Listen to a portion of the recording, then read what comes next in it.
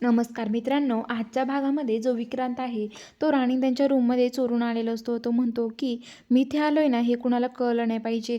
कुणाला जर कळलं तर खूप मोठा प्रॉब्लेम होईल. आणि तो चोरून ती राणीच्या रूममध्ये येतो आणि काहीतरी करत असतो.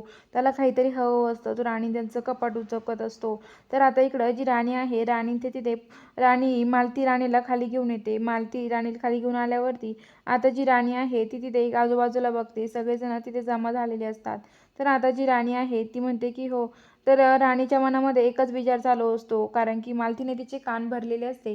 त्यामुळे तिच्या डोक्यामध्ये तोच इंद्राविषयी विचार चाललेला असतो. तेवढ्यात ती म्हणते की हो. तर तिचं लक्ष कुठंच नसतं. तर आता लगेच तामिनी म्हणते की हे बघ राणी, आता सगळ्यांसमोर असं दाखवायची काही गरज नाही आहे. अगं सगळेजण काय विचार करतील, आपल्यासाठी ते इथे कार्यक्रमाला आले ना.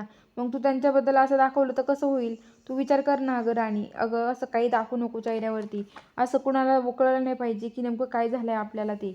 तर आता राणी म्हणते की हो मालती मॅडम. तेवढ्यात आता जी राणी आहे ती राणी आता तिथून इकडे तिची आई येते. तिच्या आईला पण भेटते. आणि आता सुरखी जी असते ती येते. म्हणते की राणी खूप गोड दिसतेस गं तू.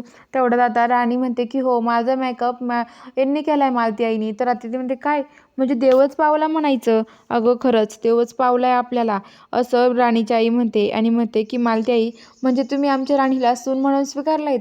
तर आता लगेच मालती मनातल्या मनात हसायला लागते.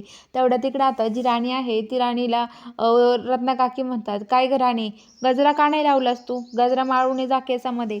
तर राणी म्हणते की नाही मालती आई, मला नाही माळायचा गजरा, मला नाही लावायचा गजरा. तर आता राणी रत्नाकाकी म्हणते की असं कसं चालेल, जा गजरा लावून ये रूममध्ये पटकन जा. तर आता राणी तिथून जायला निघते आणि आता राणी रूममध्ये जायला लागते. आता इकडं विक्रांत जो असतो तो लपून राहतो राणीला यायच्या आधी. आणि आता राणी रूममध्ये येते आणि आजूबाजूला बघते कुणी आहे का. आणि ती आता गजरा लावत असते डोक्यात. आणि ती म्हणत असते की मालती आई, आमच्यामध्ये भांडणं लावण्यासाठी असं सांगतायत. आमच्या दोघांमध्ये खरंच तसं काही नाही आहे. इंद्र सर असे कधी वागू शकत नाही, मला माहिती असं म्हणते. आणि आता तिथं काहीतरी वाचतं. राणी पुढे बघायला जाते. विक्रांत तिथे लपलेला असतो. तर बघूया आता पुढील भागामध्ये नक्की काय घडणार आहे. खरंच मालतीमुळे होईल का राणी आणि इंद्रामध्ये दुरावा, हे बघायला चॅनलला सबस्क्राईब करा.